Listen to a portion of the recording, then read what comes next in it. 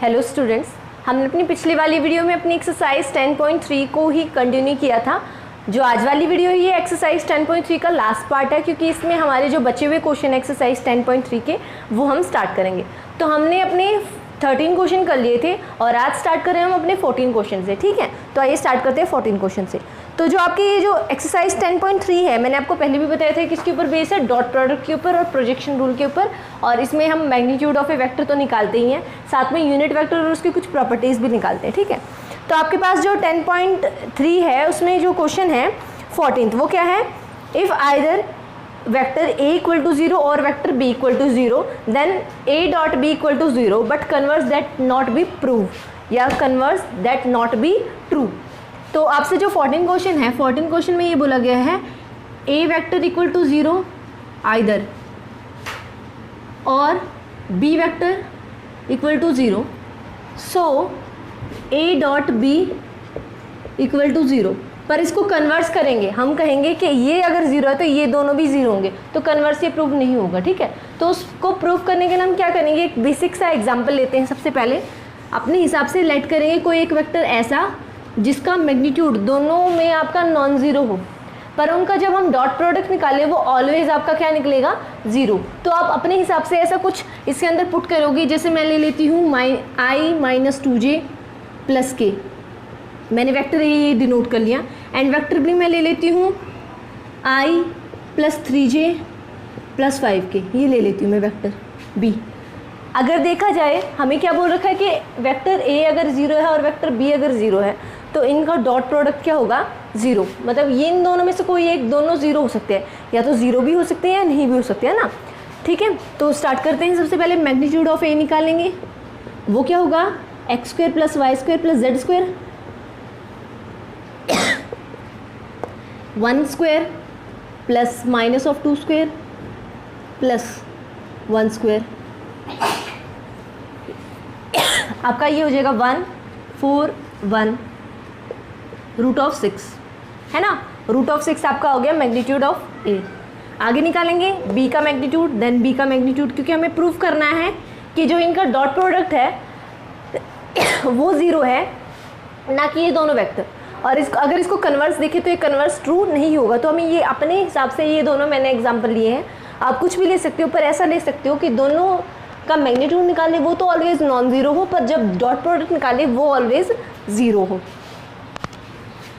इसका 1 square 3 square 5 square 1 9 25, ये हो गया। देन बी वेक्टर आपके पास क्या हो गया बेटा, 1 9 एंड 25, तो यहाँ से आ गया 10, ये आ गया root of 35, then root of 35, तो आपका ये भी नॉन ज़ीरो है ना। Then magnitude of A equal to magnitude of B equal to non zero. ये दोनों इक्वल नहीं है, पर दोनों के दोनों नॉन ज़ीरो नहीं है, मेरा कहने का मतलब ये है, दिस सिंपलाइज। अब हम करेंगे A dot B, then A dot B. Dot product हमने कर रखा है, आई का आई के साथ 1, आई का अदर के साथ 0। तो स्टार्ट करते हैं। सबसे पहले आई के एलिमेंट लिखते हैं, i minus 2j plus 5k, sorry plus k, dot product with i plus 3j plus 5k। I का आई के साथ देन यहाँ 1, इसका इसके साथ देन माइनस ऑफ 6, एंड इसका इसके साथ प्लस ऑफ 5। तो ये हो गया 6 माइनस 6 आपका 0 हो गया। देन ए डॉट बी आपका क्या निकल गया, 0, और आपको यही प्रूव करना था। अब देखा जाए, मैं कहूँगी कि ए डॉट बी अगर आपका 0 है तो क्या ये ट्रू होगा कन्वर्स में कि ए आपका 0 होगा और बी आपका 0 होगा, तो ये नहीं होगा। So converse it's not be true. ठीक है, तो ये आपका जो 14 क्वेश्चन है वो कंप्लीट होता है। ओके गाइज, देन आपका जो 15 क्वेश्चन है, मैंने आपको बोला था 13 क्वेश्चन आपका मोस्ट इंपॉर्टेंट है, जो हमने कल वाली वीडियो करी थी उसमें, और जो आज वाली वीडियो है इसमें आपका जो 15 क्वेश्चन है वो आपका मोस्ट इंपॉर्टेंट क्वेश्चन है। ठीक है, तो 15 क्वेश्चन है आपके पास। If a vertex A B C of a triangle A B C is, आपके पास क्वांटिटी दे रखी है, and respectively then find the triangle, sorry angle A B C, then A B C निकालना में। तो आपके पास सबसे पहले हम लिख लेते हैं, आपके पास एक ट्राइंगल गिवन है, देन ट्राइंगल आपके पास कुछ इस तरीके से गिवन है, ये ट्राइंगल है आपका, और ये आपका है ए बी एंड ये सी है आपका, और आपके पास क्वांटिटी दे रखी है ए के है आपके पास वैल्यू 1, 2 एंड 3, आपके पास बी की वैल्यू है -1, 0 एंड 0, एंड आपके पास सी की है 0, 1 and 2। Okay, respectively then find the angle A B C, आपको ये निकालना है। अब एंगल ए बी सी निकालना है, हमें एंगल ए बी सी निकालना है। तो एंगल निकालना है, थीटा निकालना, मतलब एंगल निकालना है, मतलब मैंने कहा था ना then find the value of angle या find the value of theta. तो आपका फॉर्मूला कौन सा लगता है, cos theta is equal to A dot B upon magnitude of A and magnitude of B, ये फॉर्मूला लगता है आपको, है ना, ये फॉर्मूला लगेगा। अब देखा जाए तो A B and A and B का मैग्नीट्यूड, अब इसमें देखा जाए तो इसमें हमारे पास 3 पॉइंट गिवन है, तो इसमें ए कौन सा है, बी कौन सा है और सी कौन सा है ना। तो हमें इस फॉर्मूले के हिसाब से इसको पहले कन्वर्ट करना पड़ेगा। अब कन्वर्ट कैसे करेंगे, सबसे पहले मैं कह रही हूँ ये हमारा जो ट्रायंगल का है ये मिड पॉइंट है और यहाँ से यहाँ तक का डिस्टेंस आपका, ये हमने पॉइंट ओ मान लिया है, ये यहाँ से यहाँ तक का डिस्टेंस और ये यहाँ से यहाँ तक का डिस्टेंस। अब देखा जाए हम किसकी बात करते हैं, कोस थीटा की। तो कोस थीटा आपका क्या होता है, कोस थीटा आपका क्या होता है, जैसे हमने 10th क्लास में भी पढ़ रखा है, पंडित भद्री प्रसाद हर हर बोले सोना चांदी तोले। तो जो कोस थीटा होता है वो क्या होता है आपका, बेस अपॉन हाइपोटेनस, है ना।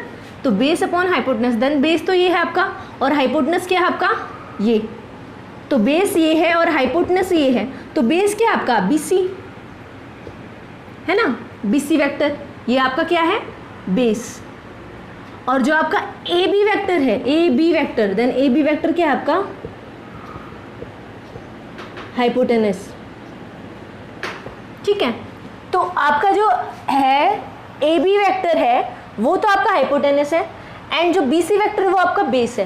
तो अब हमें पता है जब आपके पास 2 बड़ी क्वांटिटी गिवन होती है, हम कहते हैं देखो ये पॉइंट A है और ये पॉइंट B है, यहाँ से यहाँ जा रहा है और ये AB इस तरीके से लिखा जाता है। तो हम इसके जो वर्टेक्स है वो कैसे निकालते थे, वर्टेक्स के point x2 - x1i, y2 - y1j and z2 - z1k, तो वही यूज़ करेंगे इसमें भी। तो अगर हम BC के पॉइंट्स निकालेंगे देन आपका BC है, देन BC क्या हो जाएगा, ये तो आपके x1 y1 z1 और ये आपके x2 y2 z2, ओके। और ये लिखा किस तरीके से जाएगा, आगे करते हैं इसको। तो इतना तो आपको समझ में आ गया होगा कि हम B/H निकालेंगे, मतलब क्या निकालेंगे, बेस एंड हाइपोटेनस की वैल्यू निकालेंगे जो हमारे कोस थीटा की वैल्यू की चेंज होगा। तो इसको हम किसके हिसाब से करेंगे, अपने उसी रूल के हिसाब से जो हमने फर्स्ट एक्सरसाइज में करा था, x2 - x1i, y2 - y1j and z2 - z1k। तो सबसे निकालते हैं हम सबसे पहले BC वेक्टर, BC वेक्टर निकालेंगे। BC वेक्टर होगा क्या आपका OC vector minus OB vector, है ना, OC vector minus OB vector. अब देखो OC वेक्टर क्या है आपके पास, वही मैं लिख लेती हूँ। OC वेक्टर आपके पास है 0i plus j plus 2k, okay, then minus OB vector आपके पास क्या है, -i plus 0j plus 0k। अब हमारा फॉर्मूला क्या होता है हमेशा, x2 - x1 i plus y2 - y1 j plus z2 - z1 k। तो हमने अकॉर्डिंग टू यहाँ पर तो अपने x2 y2 z2 लगा दिया और यहाँ पर हमने x1 y1 एंड z1 लगा दिया। आप सीधा इनको माइनस कर देते देन आपका क्या आ जाएगा, ये minus minus plus then plus of i, okay. ये j है और यहाँ j है ही नहीं तो यहाँ पर प्लस ऑफ j। अब ये देखा जाए 2 and minus of 0 then plus of 2 के। तो आपका जो BC वेक्टर है, जो BC वेक्टर है वो क्या आ गया आपके पास i, j एंड 2k। अब हम देखा जाए तो हमें क्या निकालना है, हमें देखो BC हमने निकाल लिया, ये BC। अब हमें क्या निकालना है हाइपोटेनस, तो हाइपोटेनस क्या आपके पास AB, है ना, AB। तो AB क्या हो जाएगा आपके पास OB minus OA vector. OB मतलब कि ये आपके पास सेकंड वेक्टर हो जाएगा, ये हो जाएगा आपके पास -1i प्लस, या फिर -i लिख लेते हैं इसको, -i plus 0j plus 0k minus of OA। OA आपके पास ये है given, then i plus 2j plus 3k, क्योंकि सारे के सारे क्या है इसमें प्लस वाले, देन प्लस फॉर्मूला लगा दिया हमने। अब इसको करेंगे माइनस, तो ये हो जाएगा कैसे, इसके माइनस ये, देन ये तो आपका हो गया कट गया, क्योंकि ये माइनस और ये भी माइनस, तो ये आ गया माइनस ऑफ 2i, है ना, minus and minus of i, then minus of 2i, ये 0 और ये आपका माइनस ऑफ 2j और ये आपका माइनस ऑफ 3k हो गया आपका। अब देखा जाए तो ए बी वैक्टर आपका क्या निकल गया ये। अब आपको निकालना है cos theta A B upon magnitude of A and B. अब देखा जाए तो ये आपके लिए ए है और ये आपके लिए बी है, या फिर ये आपके लिए बी है आपके लिए, किसी को भी मान लो, क्योंकि हमने क्या निकाला है, ओ ए निकाला है, ओ बी निकाला है एंड ओ सी निकाला है अकॉर्डिंग टू दिस, और उसके हिसाब से हमने इस वेक्टर को दिखाया है कि आपको बेस एंड हाइपोटेनस चाहिए थे।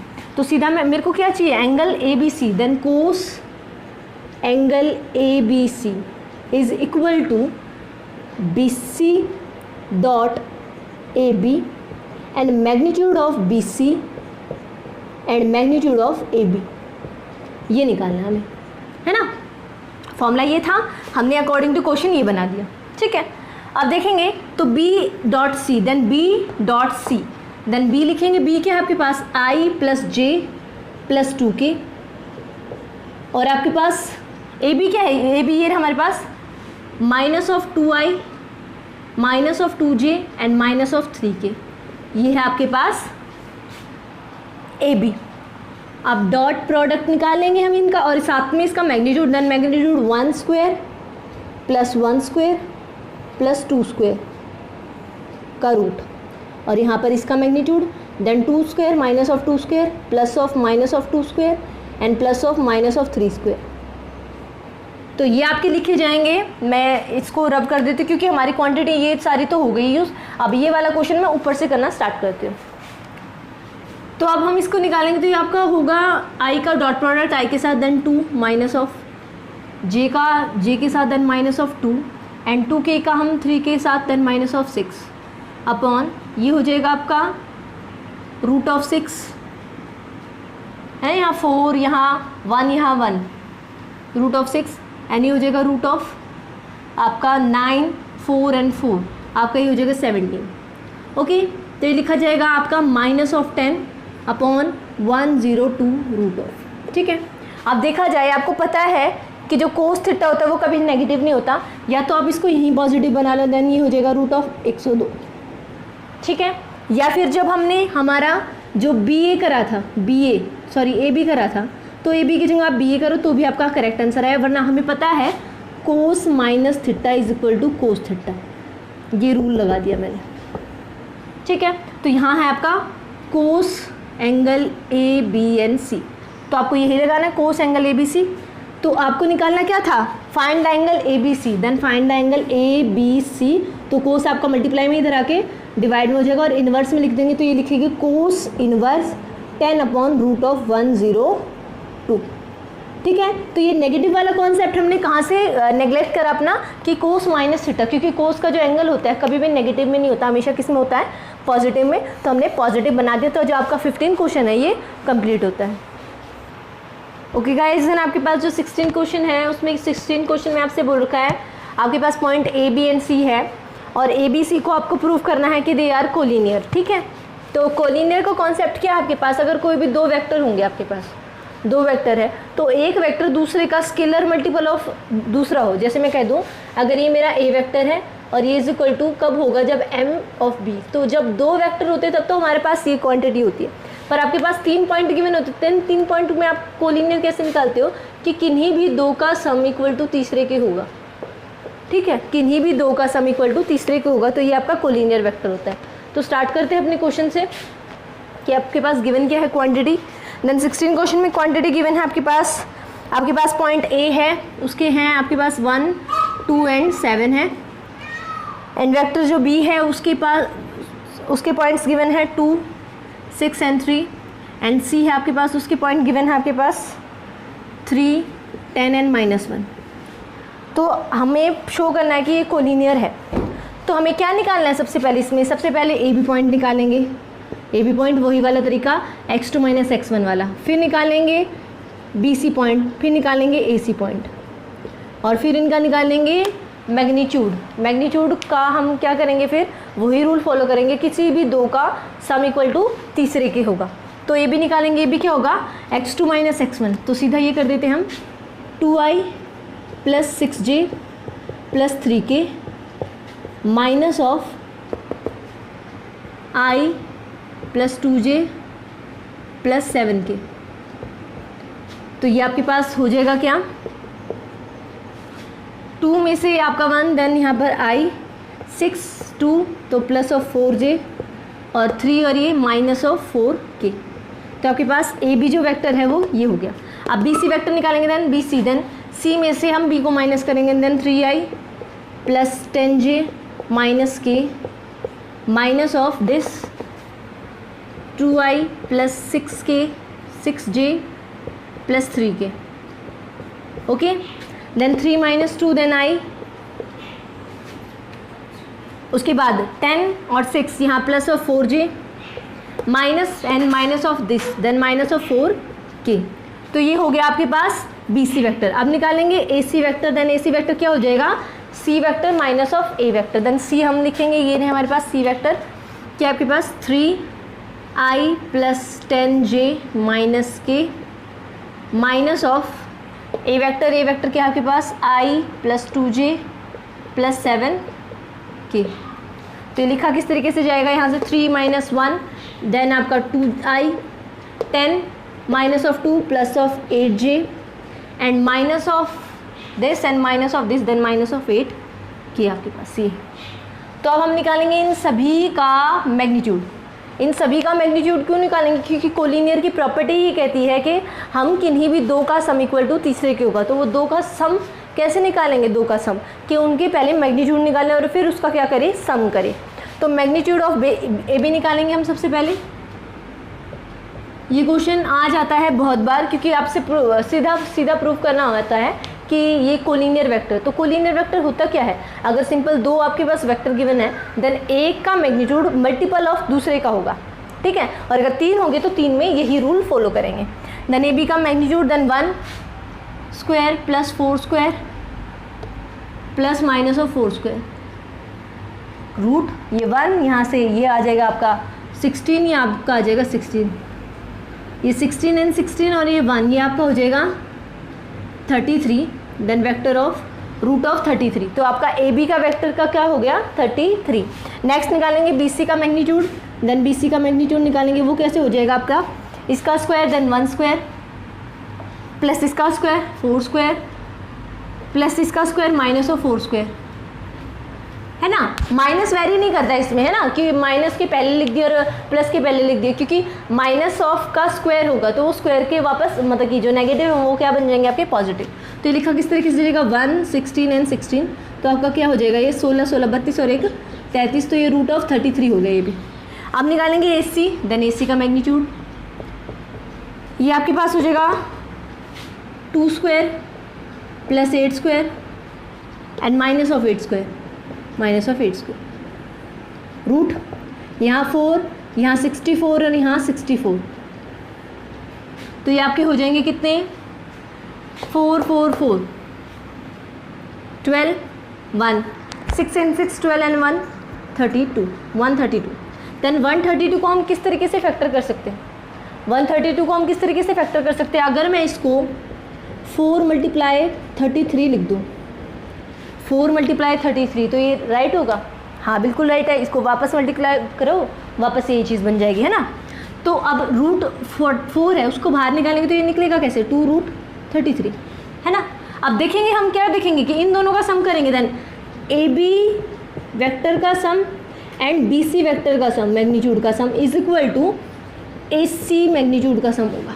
कैसे, वेक्टर 33 प्लस vector 33 is equal to 2 root of 33, then 2 root of 33 is equal to 2 root of 33। तो ये आपका क्या है कोलिनियर वेक्टर। तो जो आपका 16 क्वेश्चन है वो कंप्लीट होता है। हमें इसमें प्रूव ही क्या करना था, कोलिनियर है, प्रूव ही करना था तो हमें शो ही करना था, मतलब उसमें बोला था शो करो, तो शो हमें ऐसे करके दिखाना था। तो जो 16 क्वेश्चन है वो कंप्लीट होता है। ओके गाइज, जो आपका 17 क्वेश्चन है वो भी कुछ 16 क्वेश्चन जैसे ही है, उसमें भी आपको क्या प्रूव करना है, इसमें तो हमें प्रूव करना था 16 क्वेश्चन में दे आर कोलिनियर, और 17 क्वेश्चन में हमें क्या प्रूव करना है कि वो एक राइट एंगल को शो कर रहा है। तो राइट एंगल ट्रायंगल हमारे पास क्या होता है कि आपके पास परपेंडिकुलर स्क्वायर प्लस में base square is equal to hypotenuse square, ये होता है ना, ये होता है आपका बेसिक फॉर्मूला। तो आपको यही करना है, आपके पास A B C points given होंगे, उसमें भी तो आपको क्या निकालना है सबसे पहले, ए बी फिर बी सी फिर ए सी। तो ए बी कैसे निकालेंगे, x2 - x1 y2 - y1 z2 - z1 i j n k। B C भी ऐसे ही निकालेंगे एंड ए सी भी ऐसे ही निकालेंगे। उसके बाद फिर इनका निकालेंगे मैग्नीट्यूड। मैग्नीट्यूड निकालने के बाद सीधा क्या करेंगे, ये हमारे पास क्वांटिटी होती है कोलिनियर की कि 2 का सम इक्वल टू तीसरे के होगा। उसमें क्या होगी, अगर जैसे हमारे पास ऐसे है, हमें नहीं पता ना क्या वैल्यू आएगी। अगर ये ए बी है, ए बी का स्क्वायर प्लस में बी सी का square is equal to A C का स्क्वायर, मतलब वही होगा परपेंडिकुलर स्क्वायर प्लस में base square is equal to hypotenuse square. तो ये प्रूव करना है लास्ट में ये प्रूव करके दिखाना है। अगर ये ट्रू होता है, जैसे इसमें ट्रू हो गया था तो कोलिनियर था, तो अगर इसमें ट्रू हो जाता है तो ये क्या हो जाएगा, एक राइट एंगल ट्रायंगल।